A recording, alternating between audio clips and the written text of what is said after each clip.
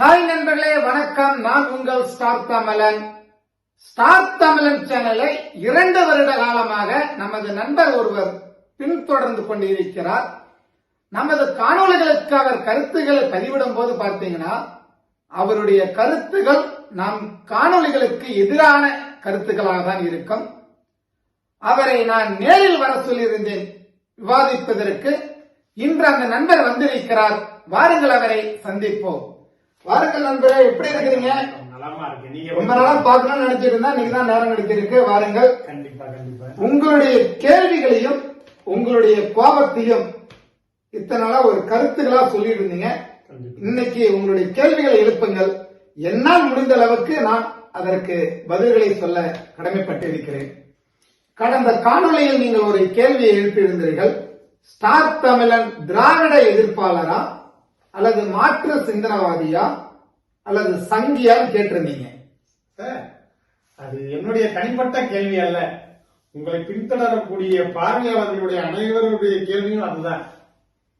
அது நீங்கள் கேட்பதாக இருந்தாலும் சரி அல்லது மக்கள் கேட்பதாக இருந்தாலும் சரி, நான் அதற்கு விளக்கம் சொல்ல காத்திருக்கிறேன். 50 வருட திராவிட அரசியல்வாதிகளின் தவறுகளை நான் சுட்டிக்காட்டுகிறேன், கேள்விகளை எழுப்புகிறேன், மக்களின் குரலாக ஒலிக்கிறேன். அப்படி அவர்கள் நான் பாஜகவிற்கு சாதகமாக அந்த கேள்விகளை எழுப்புவதாக நினைத்தால், நான் சங்கி என்று நினைத்தால் சங்கியாவே இருந்து கொள்ளுகிறேன்.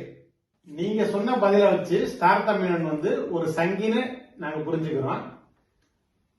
பிஜேபியில உங்களை ஹெவியா லைக் பண்ணது எது? மாபெரும் தலைவர் வாஜ்பாய் அவர்கள் கார்கில் போரை கையாண்ட விதம், குடியரசுத் தலைவர் அப்துல் கலாமை முதல் முறையும் பாஜக ஆதரவோடு தான் காங்கிரஸ் கொண்டு வந்தது. 2வது முறையும் அப்துல் கலாமை இந்தியாவின் குடியரசுத் தலைவராக்குவதற்கு வாஜ்பாயும் பாஜகவும் முயற்சித்தது. அதுவும் ஒரு காரணம். இன்று இந்தியாவில் ஒரு ஆட்சி, ஒரு நிலையான ஆட்சியை நரேந்திர மோடி அவர்கள் கொடுத்துக் கொண்டிருக்கிறார். நமது அந்நிய நாடுகளை எல்லாம் பார்க்கும்போது நமது நாடு இன்னைக்கு ஒரு நிலைத்தன்மை உள்ள ஒரு ஆட்சி இன்னைக்கு கொடுத்துக் கொண்டிருப்பதும் ஒரு காரணமாக இருக்கலாம். கார்கில் போற கையாள தெரிந்த பாஜகவுக்கு மணிப்பூர் கலவரத்தை மணிப்பூர் கலவரத்தை நீங்க இங்க இருந்துட்டு பேசிட்டு இருக்கிறீங்க.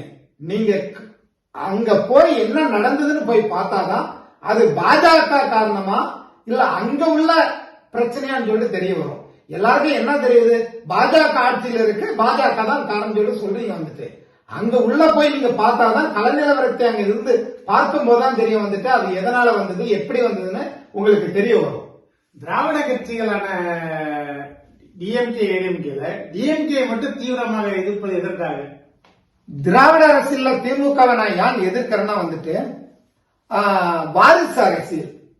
வாரிசு அரசியல் பாருங்க, திராவிடத்துல திமுகவுல கருணாநிதிக்கு பிறகு மு க ஸ்டாலினுக்கு பிறகு உதயநிதிக்கு பிறகு இப்ப அடுத்து அவருடைய பையனை ரெடி பண்றாங்க. ஏன் திமுகவுல வேற யாருமே கிடையாது அங்க அடுத்து முதல்வராகுவதற்கு. அது இல்லாம குடியரசுத் தலைவர் அப்துல் கலாமை பாஜக 2வது முறையும் குடியரசுத் தலைவராக்க முயற்சித்தது. ஆனால் தமிழகத்திலிருந்து என்ன சொன்னார் திராவிட அரசியல்வாதி கருணாநிதி? கலாம் என்றால் கழகம் என்று சொன்னார். ஆனால் ஒட்டுமொத்த இந்தியாவும் கலாமை ரொம்ப நேசித்தார்கள். அப்படிப்பட்ட ஒரு தலைவரை கலாம் என்றால் கழகம் என்று சொன்ன கருணாநிதி திராவிட அரசியல் நான் இன்று தீவிரமாக எதிர்ப்பதற்கு அதுவும் ஒரு காரணம். பிஜேபியில வாரிசு அரசியலே இல்லையா? நீங்களே மட்டும் பதவியேற்று ஓகே, நீங்களே சொல்லுங்கள். எந்த மாநிலத்தில் முதலமைச்சர் ஒரு வாரிசு அரசியலிருந்து யாராவது முதலமைச்சராக பாஜகவில் யாராவது வந்திருக்கிறார்களா? பக்கத்து மாநிலத்தை எடுத்துக்கோங்க சார். கடந்த ஆட்சியில பிஜேபியோட இடையரப்பா இருக்கும் பொழுது அவருடைய மகனை அவருடைய மகன் என்னவாக வந்தார்? முதலமைச்சராக வந்தார். முதலமைச்சராக வரவில்லை. எடியூரப்பா மகன் முதலமைச்சராக வரவே கிடையாது. ஸ்டார் தமிழன் மற்றொரு திராவிட கட்சியான அதிமுகவை பாஜக கூட்டணியில் இருந்தனால அதுக்கு எதிர்மறையான கருத்துக்களை பதிவிடாம இருக்கிறீங்களா? இல்ல, அதிமுகவும் திமுகவும் ஒன்றுன்னு சொல்லிட முடியாது. மாபெரும் தலைவர்கள் இருவர், எம்ஜிஆரும் ஜெயலலிதாவும் ஆட்சி புரிந்தார்கள். தமிழகத்தில் நல்ல ஆட்சியை கொடுத்தார்கள். அங்கேயும் தவறு இல்லைன்னு நான் சொல்லல, ஒரு சில தவறுகள் நடந்திருக்கிறது. அதிலிருந்து பாடத்தை கற்றுக்கொண்ட ஜெயலலிதா அவர்கள் இன்று தமிழகத்தில் அம்மா என்று அழைக்கப்பட்டு எல்லா மக்களாலும் நேசிக்கக்கூடிய ஒரு தலைவியாக இன்று இருக்கிறார். அதற்கு பிறகு சில தலைவர்கள் செய்த சில தவறுகளால் இன்று அவர் ஆட்சியிலும் இல்லை. ஆட்சிக்கு வரும்போது என்னுடைய கேள்விகளை மக்களின் கேள்விகளாக அவர்களை நோக்கி நான் எழுப்புவேன். அப்பனா முன்னாள் முதல்வர் அறிஞர் அண்ணா, டாக்டர் கலைஞர் அவர்களாம் நல்லாட்சி புரியலையா தமிழ்நாட்டில்? அறிஞர் அண்ணாவை நான் இதுவரை எந்த ஒரு என்னுடைய காணொலியிலையும் நான் பேசியதே கிடையாது. அறிஞர் அண்ணா ஊழல்வாதியோ இல்ல அவர் தவறு செய்தது என்று என்னுடைய காணொலியில் எங்க பார்த்திருந்தாலும் சொல்லுங்கள். இந்த ஸ்டார் தமிழன் சேனலையே நான் நிறுத்தி விடுகிறேன். நான் கருணாநிதியுடைய வாரிசு அரசியலையும் மட்டும்தான் நான் இங்கே எதிர்த்து குரல் கொடுத்துக் கொண்டிருக்கிறேன்.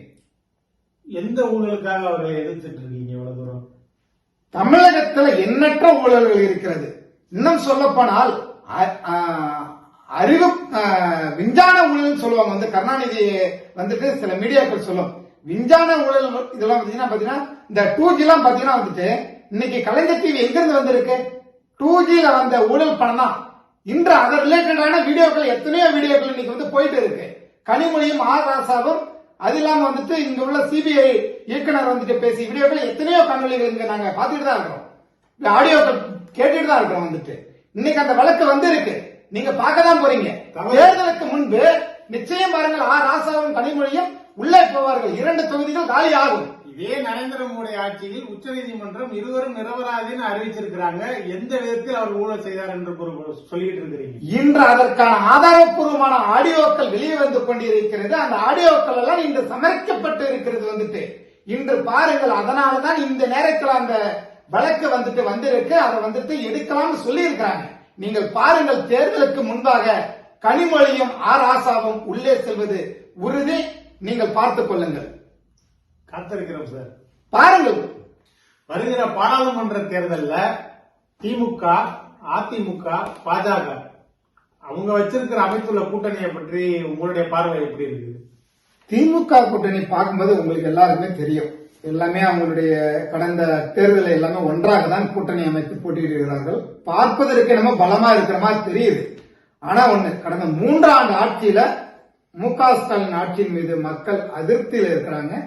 அதனுடைய வெளிப்பாடு, மக்கள் எப்பொழுதும் உதயசூரியன் சின்னத்துக்கு ஓட்டளித்து வெற்றி பெற்றால் அடுத்த தேர்தலில் மாற்றி இரட்டை இலைக்கு போடுவார்கள். அதிமுகவின் கூட்டணி கொஞ்சம் பலம் இல்லாமல் இருந்தாலும் ஒருவேளை மக்கள் மாறி அதிமுக இரட்டை இலைக்கு ஓட்டு போட்டுவிட்டால் அதிமுக கூட வெற்றி பெறலாம். அப்படியும் இல்லை, மக்கள் 3ஆவதாக ஒரு மாற்றத்தை விரும்பி, தமிழகத்தில் நீங்க பார்த்திருப்பீங்க, பாஜக தலைவர் அண்ணாமலை ஒரு இளைஞர் பட்டாளத்தை கூட வச்சுக்கிட்டு ஒரு படு சுறுசுறுப்பா போயிட்டு இருக்கிறாரு. ஒருவேளை மாத்தி ஓட்டு போட்டா பாஜகவும் ஜெயிக்கலாம்ல தமிழகத்துல. இப்போ பாஜக அமைச்சிருக்க கூட்டணியை பார்க்கும் பொழுது எத்தனை தொகுதி வரைக்கும் வெற்றி பெறுவாருன்னு நினைக்கிறீங்க? எப்படி பார்த்தாலும் ஒரு 7 to 10 தொகுதிகள் வரை பாஜக வெல்லுவதற்கான வாய்ப்புகள் நிறையவே இருக்கிறது. இது ஸ்டார் தமிழின் ஆசையா இல்ல மக்கள் கள நிலவரமா? இல்ல, மக்களின் கள நிலவரத்தையும் பார்த்துதான் நாங்கள் சொல்கிறேன். இது ஸ்டார் தமிழின் குரல் மட்டும் கிடையாது, என்னுடைய குரல் நான் ஒழிக்கவில்லை. இது மக்களின் குரலாக தான். ஏன்னா நிலவரத்தை அறிந்துதான் நான் சொல்லுகிறேன். ஒரு சங்கியாக நீங்க உங்க பதில சொல்லிட்டீங்க. மக்களின் கருத்துக்காகவும் நாங்க காத்திருக்கிறோம். காத்திருங்கள், நிச்சயம் பாஜக வெற்றி பெறும். உங்களா ஸ்டார் தமிழனுடைய ஆசையை சொல்லிட்டீங்க. ஆனா வருகிற பாராளுமன்ற தேர்தலில் கோவையில பாஜக தலைவர் அண்ணாமலை போட்டி போறாரு. வெற்றி பெறுவாரா இல்ல எங்களுடைய திராவிட அமைச்சர் சொன்ன மாதிரி மக்களுக்கு பிரியாணி ஆக்கப்படுவாரா? ஓகே, பிரியாணி ஆக்கப்படுவது தேர்தல் ரிசல்ட் வர அன்னைக்கு உங்களுக்கு தெரியும். ஜூன் 4ஆம் தேதி யார் பிரியாணி ஆக்கப்படுகிறார்கள், யார் பிரியாணி ஆக்கவில்லை என்று. ஓகே, பாஜக தலைவர் அண்ணாமலை அவர்களே கோவையில் நேரடியாக களத்தில் இருப்பதனால் நிச்சயம் அவர் வெற்றி பெறுவார். அது எந்த சிறைச்சாலைக்குள்ள இருந்து மூளையாக செயல்பட்டாலும் சரிதான், இல்ல உங்க திமுக அமைச்சர்கள் அங்கே இறங்கி வேலை செய்தாலும் சரிதான், திமுக 3வது இடத்திற்கு செல்வது உறுதியாகப்பட்டு இருக்கிறது. பாஜக முதலிடமும் அதிமுக 2வது இடமும் திமுக 3வது இடத்திற்கு போகாமல் நீங்கள் பார்த்துக் கொள்ளுங்கள். முதலில் உங்கள் ஆசை ஈடேறாமல் போவதற்கு நீங்கள் வணங்கும் இறைவனை வேண்டிக் கொள்கிறேன். நிச்சயம் ஈடேறும். நீங்கள் பார்த்துக் கொள்ளுங்கள். ஒரு திராவிட ஆதரவாளரான தமிழக முதல்வர் ஐயா ஸ்டாலின் அவர்கள் சொல்லக்கூடிய தங்க வரிகளான நாளை நமதே 40 நமதே கலைஞரப்படி சாத்தியமாகக்கூடிய கூறுகள் இருக்கு. ஒரு ஸ்டார் தமிழனா உங்களுடைய பார்வை எப்படி இருக்கு? மு.க. ஸ்டாலின் வாய்ஜலம் வந்துட்டு தமிழ்நாடு மக்கள் அறியாமல் இல்ல. அவர் என்னென்னலாம் செந்தில் பாலாஜி எப்படியெல்லாம் பேசினாரு. அவர் வாயால அதிமுகவில் அவர் அமைச்சராக இருக்கும்போது, மீண்டும் அவர் திமுகவின் அமைச்சராகும் போது அவர் எப்படியெல்லாம் அவர் புகழ்ந்தாரு, அதனுடைய வீடியோக்கள் எல்லாம் வந்துட்டு வைரல் ஆகி கொண்டிருக்கிறது. அப்படிப்பட்ட வாய்ஜலம் அடித்த மு.க. ஸ்டாலின் நாளை நமதே 40 நமதேன்னு சொல்றதெல்லாம் வந்துட்டு அப்படியே பழித்து விடுவான். வேணும்னா மு.க. ஸ்டாலின் கனவு மட்டும் கண்டு கொண்டு இருக்கலாம். ஒரு நாளும் மு.க. ஸ்டாலின் தலைமையில் 40 நமதே நடப்பதற்கு வழியே கிடையாது. அதற்கு பாஜகவும் விட்டுவும் கொடுக்காது. பார்த்துக் கொள்ளுங்கள். நன்றி சார். நன்றி. மீண்டும் ஒரு சந்தர்ப்பத்தில் மீண்டும் இணைவோம். நிச்சயம் சந்திப்போம். ரொம்ப நன்றி உங்களுடைய கேள்விகளை எழுப்பியதற்கு. மீண்டும் சந்திப்போம். நன்றி.